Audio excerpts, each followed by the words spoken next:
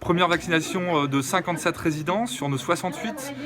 C'est un signe très fort de l'enthousiasme et de la volonté durable de nos résidents, de leurs familles, de vouloir sortir de cette crise. Depuis 11 mois maintenant, nous faisons face. Nous avons eu la chance à Courcheverny de ne pas avoir été touchés.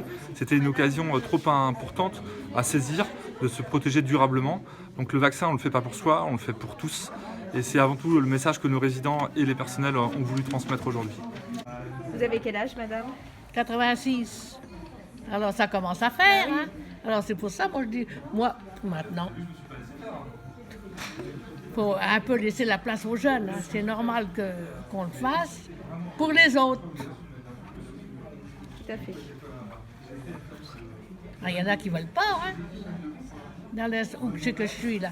Ah non, il a dit, on va pas se faire piquer, on va voir d'abord ce que tu vas donner, toi. On verra bien. Moi je dis, je le fais, je ne m'occupe pas. On a profité d'être le premier EHPAD pour faire en sorte de venir aussi en appui aux autres établissements qui vont dès le 18 vacciner massivement dans leurs établissements, dans leurs EHPAD.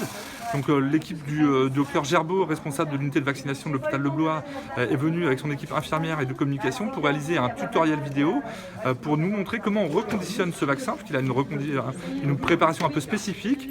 Cet ARN messager est entouré de molécules de lipides qu'il ne faut pas abîmer, donc on ne secoue pas ce vaccin. Il y a une préparation un peu particulière, et du coup quoi de mieux que d'utiliser les techniques contemporaines. Donc un tutoriel vidéo qui sera diffusé par l'hôpital de Blois avec l'agence régionale de santé à destination des professionnels soignants dans les EHPAD pour faire en sorte que ce grand moment soit vécu avec le plus de sérénité possible dans les établissements.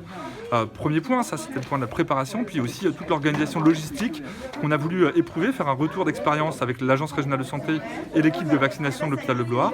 Comment on organise un espace, comment on organise les flux, comment on organise la surveillance, autant d'éléments qui vont permettre dès demain de pouvoir diffuser à l'ensemble de nos collègues pour que cette vaccination se passe au mieux. Et la preuve, résidents et professionnels sont aujourd'hui très détendus et c'est un signe fort. Je rappelle, plus de 80% des résidents seront aujourd'hui vaccinés dans notre établissement. J'y vais doucement, d'accord? Oui. Ça va? Oui. Vous avez supporté pire? Tu souris, Florence? L'académie ne vous voit pas, rapprochez-vous.